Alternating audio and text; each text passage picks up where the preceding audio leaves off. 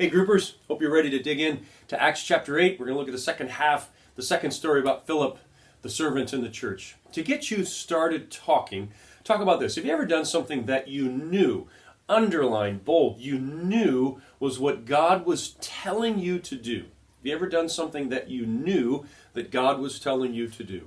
I've shared with many of you before. I was 15 and I knew that God was asking me to become a preacher. Ask me about it sometime if you haven't heard the story. But right now, I'd like you to tell stories amongst yourselves. When did you do something that you knew God was asking you to do? And then, second chance for you to get talking, second thing to get everybody in the room sharing. Have you ever had the chance to share Christ with someone while you were traveling? Obviously, in this story, Philip is traveling. He comes up alongside the Ethiopian, and he gets a chance to share Christ. Have you ever had the chance while you were traveling to share Christ? Maybe on an airplane, maybe on a cruise, old school, maybe in a train, or new school, maybe on an Uber. You ever had a chance while you were traveling to share Christ? And if you did, how did it go? When did it happen? Share with your group about that.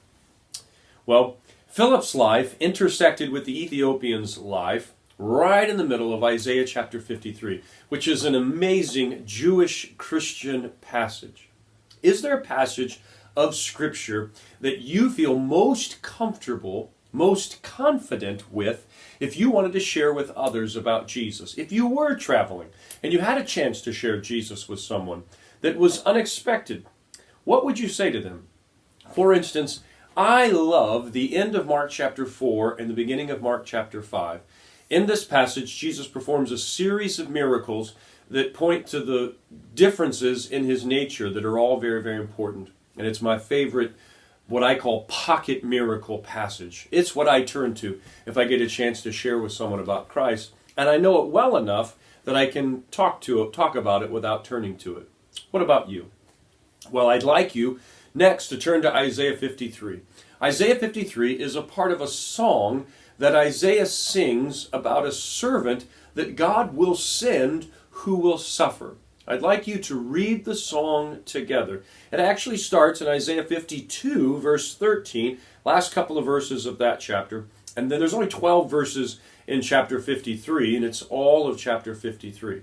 This is the prophet's song about Jesus, which is why Philip had so much success with the Ethiopian. As you read this psalm, I want you to look for three things. First, I want you to answer this question. What does it say about Jesus' appearance? Isaiah, writing 600 years before Jesus, sings a song about what Jesus will look like. What does it say that he will look like? A few different places in this song. And then, what does it say that God will do to him? What does it say that God will do to this servant? Or from a New Testament perspective, what does it say that the Father will do to the Son? And then, finally, what does it say that he does for us? What does Isaiah say that this servant does for us? Or again, from a New Testament perspective, what does it say that Jesus does for us? Well, the Ethiopian asked Philip a great question. Who is he talking about? What questions, I challenged you this week to begin to listen for questions. What questions should we be listening for in our society today? What questions, what conversations might we be coming alongside of that would be on-ramps for a conversation about Jesus? Help each other as a group to brainstorm about what can we be listening for, and then what might we say in those occasions. Well, last, I'd like you to finish your group talking about your baptism. Where did it happen? Who performed it for you? What was that experience like? For me, it happened at Woodlawn Christian Church in San Antonio. I was 11. It was Mother's Day, which happened to be May 11th that year. And Brother Brown, that's what we called our preacher, Brother Brown performed my baptism. The experience was wonderful. And I do remember that Brother Brown had communion for me, and there was another guy that I was baptized with, another kid about my age, that we went to church together. We were both baptized together, and he had communion for both of us, broke bread, dipped it in the chalice, and served it to us, and was very special for me. Well, every week I challenge you to talk about what you like. There's lots to like in this passage. I like Philip's use of questions to bring about conversion. I think that's a great way to bring someone to a place of conversion. It softens them. I also challenge you to write about what you don't like or to talk about what you don't like.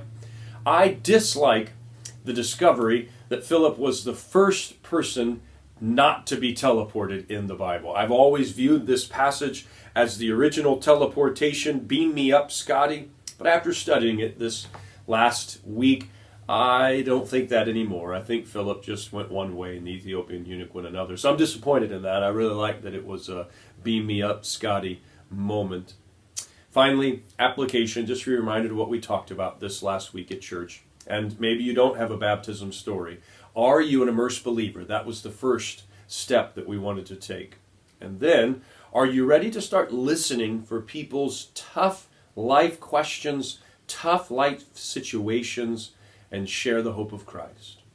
Well, I hope that you have a wonderful discussion in your group, and I look forward to seeing you this next weekend at church. God bless.